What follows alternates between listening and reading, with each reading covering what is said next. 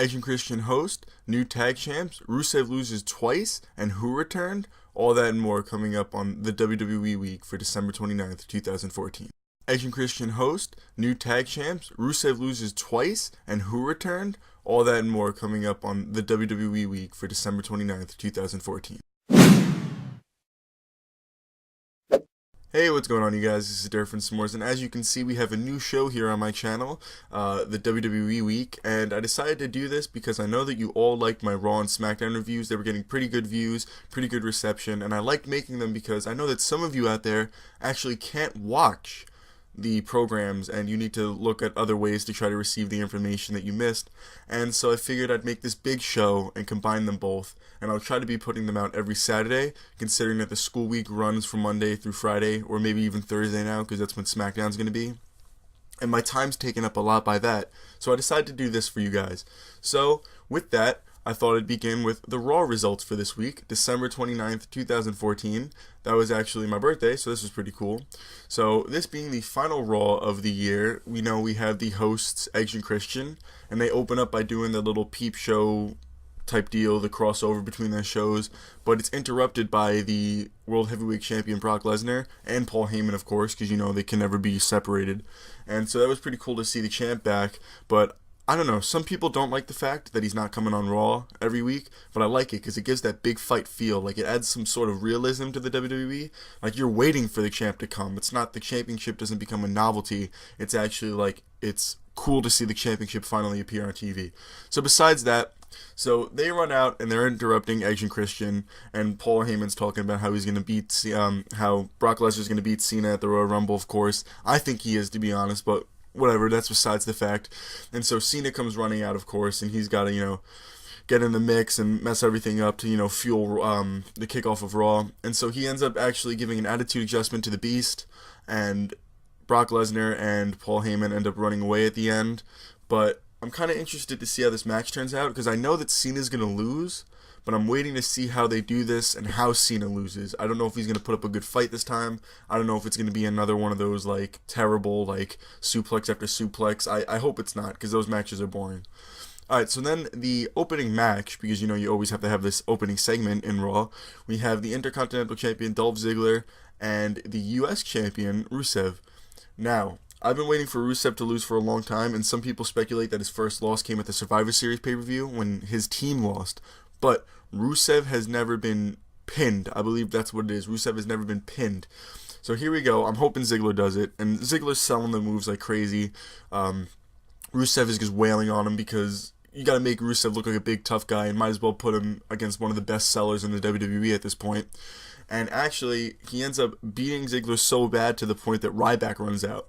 Now, I like Ryback. I like the fact that he came back. He's always been a favorite of mine. I didn't like it when he was a heel. I thought that was a terrible move, and the thing with Curtis Axel was terrible. But now that I think he's a face, I'm pretty sure he's a face, it's pretty cool. So, he runs out, and he saves it, and Rusev runs away. But then Ryback gives a very touching address to the WWE Universe about his origins, about how he was the silverback Ryan Reeves and Skip Sheffield from NXT, which I thought was pretty cool, that he was actually a character that acknowledged his past selves, if you know what I'm saying. And so he's giving reasons why he's mentally fueled to verse Rusev, and I hope he beats Rusev. I'm waiting for Rusev to get pinned. I'm waiting for that American flag to fall down, and should be good. And next we have a Divas match between Divas champion Nikki Bella and Natalya. Now, I don't know why they keep giving Natalya shots. I don't know, they just seem to be flip-flopping back and forth with what they want to do with her. At some point, she's just a manager. At other points, she's just a joke and just on Total Divas. And other times, she's, having a match against the Divas champion. I don't know what they want to do with her. I think she's a pretty good wrestler, but I don't know why they don't put her out there more. Either way, Nikki Bella, of course, gets the win, as Natalya ends up becoming pretty much a jobber for the Divas division, which is kind of sad. Alright guys, now next, we have the Usos versus The Miz and Damien Mizdow, who I really like. Now, as you know, they are the tag champs, and this is the last Raw before the new year, so they had to do something really big, and, the Usos end up defeating The Miz and Damien Mizdow, and the Usos are once again your WWE Tag Team Champions. I really like this. I like the energy that the Usos bring. I feel that when The Miz and Damien Mizdow were champions, It just added to the novelty of Damien Mizdow, but I do like him. But it feels good to actually have real wrestling champs, like two people that actually will wrestle, and not just a joke with people having the championship. So I like this. Now, the next match is Bad News Barrett versus Cesaro. Now, I'm glad that we have Bad News Barrett back. I think he's a great wrestler. I missed him when he was gone, and he's back. I believe he is a face now or something like that. Something must have happened, but, the crowd's loving it. I'm loving it too, and he ends up defeating Cesaro, who has as well become a jobber on the WWE roster, which is kind of sad. Now we have Luke Harper and Jack Swagger. People love Luke Harper. He was actually one of the top 10 brawlers, like the big guys wrestling of 2014, I believe. And so he's versing Jack Swagger, who's another big dude. And Luke Harper ends up picking the win. I think he's a great wrestler. I like the fact that he's separated from the Wyatt family. I really like that. And so Luke Harper picks up the win. Next, we have Roman Reigns versus Seth Rollins. Now, they have been in a feud forever since the whole Shield mix-up and everything, and Roman Reigns ends up winning by disqualification because the Big Show came out and tripped Roman Reigns as he was going to go deliver a spear, and it hurled him headfirst over the commentary table, and it buried him in a pile of just, like, rubble and stuff. And so that kind of sucks that a lot of these good matches end in disqualification, but that leads up to the pay-per-views, you know what I mean? So at least it makes the big fight feel, and it gives someone something to fight for. Roman Reigns is going to be in the Rumble, which I'm looking forward to, and I actually think he's going to win. So I'm looking forward to this feud developing more over the coming weeks. Now, we have Daniel Bryan coming back, who said on Twitter that he had a huge announcement for the WWE Universe, and that announcement is that he will be in the 2015 Royal Rumble match. Will he win? Probably not. But it's still going to be cool to have Daniel Bryan back out there. He's another top superstar back in the WWE that has been struggling, so it's nice to have someone out there. Next, what I was really excited about was we have the debut of the Ascension, and they versed The Miz and Damien Mizdow, who just lost the titles. But the Ascension, there's just something about them. Like, they looked good out there in the ring in the WWE, but it's going to get weird adjusting to them not being in an NXT ring, and I don't think the crowd really knew who they were that much. I don't know if they were in it that much, but once the crowd starts seeing the fall of man a lot more, then they'll start gaining more popularity in the main stage and the main roster, and of course they pick up the win. They have to debut. Good match. Now, Raw ends with Seth Rollins forcing John Cena to reinstate who else but the Authority.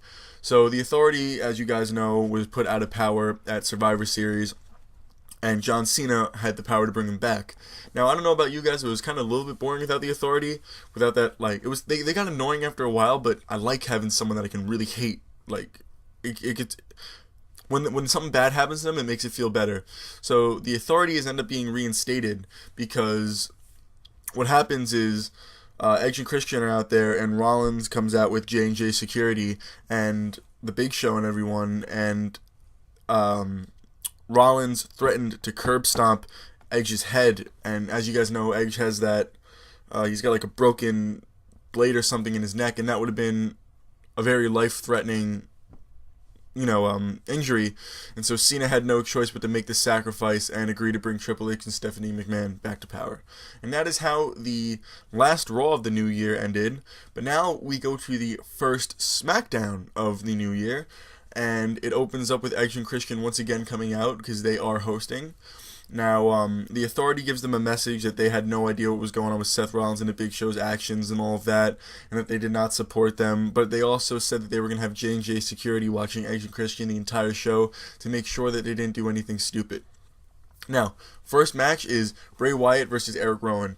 I feel bad for Eric Rowan because I kind of like his character. I like the feel of him, his gimmick, his theme, the smart kind of weird guy with the sheep mask. I kind of like it, but he keeps losing, and it sucks. Like, I don't think the crowd's into him that much, and as a result, Wyatt picks up the win with his sister Abigail out of nowhere.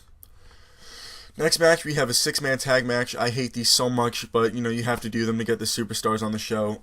We have the Usos and R-Truth versus Goldust, Stardust, and Adam Rose. I like Adam Rose. I personally don't like his gimmick. I think he'd be better as a Viking, just the way he looks. I don't know, that's a side note. But, The Usos and R-Truth end up defeating them, of course. You have to have the champions win. Now we have Big Show versus Ryback as the next match. I really like this. Two big dudes. Big Show's kind of slow in the ring, but it's still cool to see him there.